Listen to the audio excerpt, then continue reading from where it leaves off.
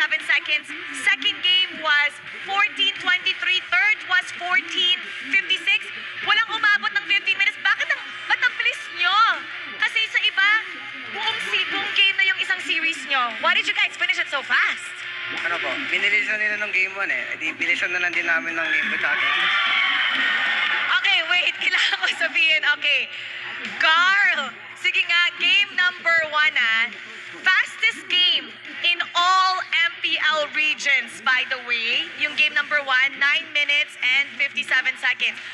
For the first time since pinapanood kita, na nakita ko na sobrang na-pressure ka ng kalaban to a point na nung nag-turtle spawn, level 3 ka pa lang, habang si Irad, level 6. What happened to you, Carl? What happened? Ano po kasi, sobrang di ko po in-expect yung strat nila ginaganan. So, akala ko kasi siya yung best mechanical player ba't kailangan lumabang? Okay, nainis ka ba? Nainis ka ba nung nangyari yon? Nung pumunta kayo sa room nyo sa likod, nanggigil ka ba sa kanya? Siyempre po, ang kulit po kasi sa farm ko Akala ko ba besties na kayo? Yung sa sagot niya po kasi parang ayaw niya sige, wag na lang tayo tropa. Oh! Okay. Wag na lang daw tropa. Okay. Meron ka bang gustong sabihin sa kanya ngayon, kay Irad? Malakas ka pa. We'll leave it at that. Okay.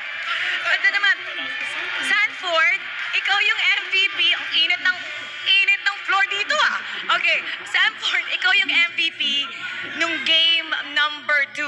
Kwento mo naman sa amin kung ano yung pinag-usapan niyo sa likod. Kasi pagkatapos ng game number 1, going to game 2, kahit isang pitik hindi nagawa ng RSG sa tore nyo.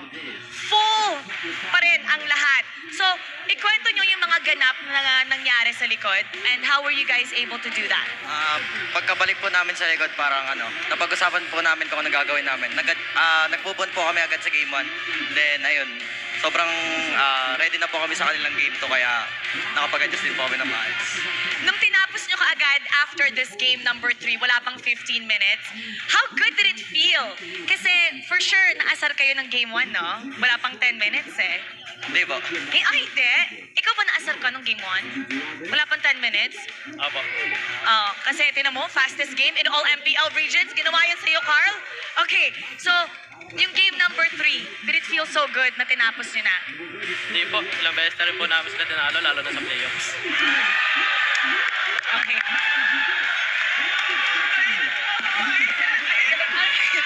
Now it's time to announce the series MVP. Let me hear some names.